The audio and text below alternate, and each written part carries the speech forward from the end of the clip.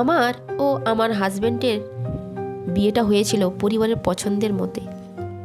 প্রথম দিকে আমরা দুজনেই ছিলাম খুব চুপচাপ, কথা হতো কিন্তু মনের কথা নয়। প্রতিদিন ও অফিসে যাওয়ার আগে এক কাপ চা খেয়ে যেত, আমি চা বানিয়ে দিতাম। ও নিঃসন্দেহে বলতো চাটা খুব ভালো হয়েছে। আমি হালকা হেসে বলতাম চায়ে চিনি বেশি হয়েছে না কম। এইটুকুই ছিল আমাদের মধ্যে কথাবার্তা। একদিন ও অফিস থেকে দেরি করে ফিরল।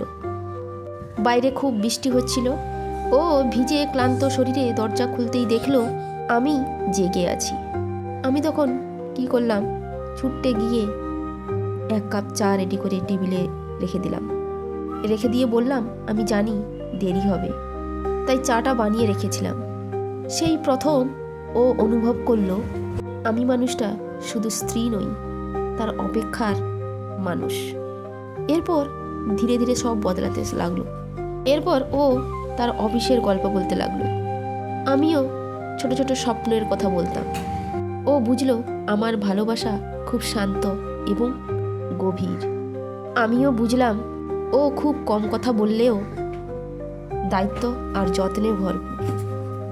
এরপর 1 বছর হয়ে গেল, সংসার বাড়লো, ঝগড়া হলো, অভিমানও হলো, কিন্তু প্রতিবারই শেষবারের মতো টেবিলে 1 কাপ চা রেখে দিতাম আর একটাই কথা বলতাম, নিজের খেয়াল রেখো। একেই হয়তো বলে নিঃশব্দ ক্ষমা করা। একদিন সন্ধ্যায় আমি বারান্দায় বসে হঠাৎ করে বলে উঠলাম, জানো আমরা কখন প্রেমে পড়েছিলাম? ও আমার কথা শুনে হাসলো। সেদিনই বুঝেছিলাম তোমাকে ছাড়া আমার দিন অসম্পূর্ণ। তো বন্ধুরা, তোমাদের সঙ্গে গল্প করতে করতে আমার এদিকে রান্নাবান্না কমপ্লিট হয়ে যাচ্ছে। ঈশা ইউটিউবে ভিডিও দেখে বলেছিল মাম্মাম আমাকে এই খাবারটা বানিয়ে দাও। তো আজকে ভাবলাম যে পুরিটা বানিয়ে ফেলি।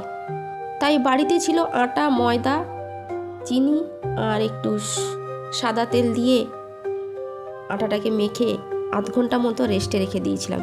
আর এদিকে মটরশুঁটিগুলো ছাড়িয়ে মটরশুঁটিগুলোকে পেস্ট করেছি, কাঁচা লঙ্কা, রসুন, পেঁয়াজ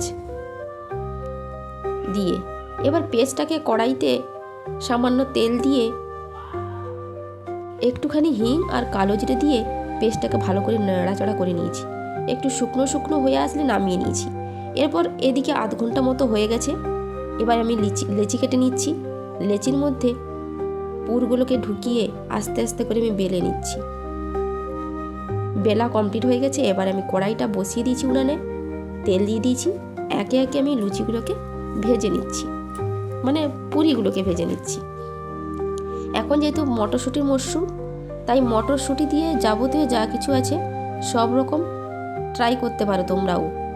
তো এক এক করে আমি পুরিগুলোকে ভেজে নিচ্ছি। খুবই ভালো খেতে লাগে, তোমরাও ট্রাই করো। আর কন্টেন্টও হয়ে যাবে,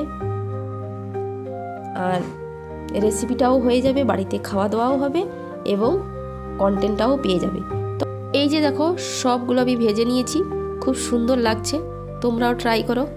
আর এর সঙ্গে মটরশুঁটি আর নতুন আলুর দম দিয়ে খেয়ে নেব। তোমাদের ভিডিওটা কেমন লেগেছে কমেন্টসে জানিও। আজকের মতো টাটা, বাই বাই।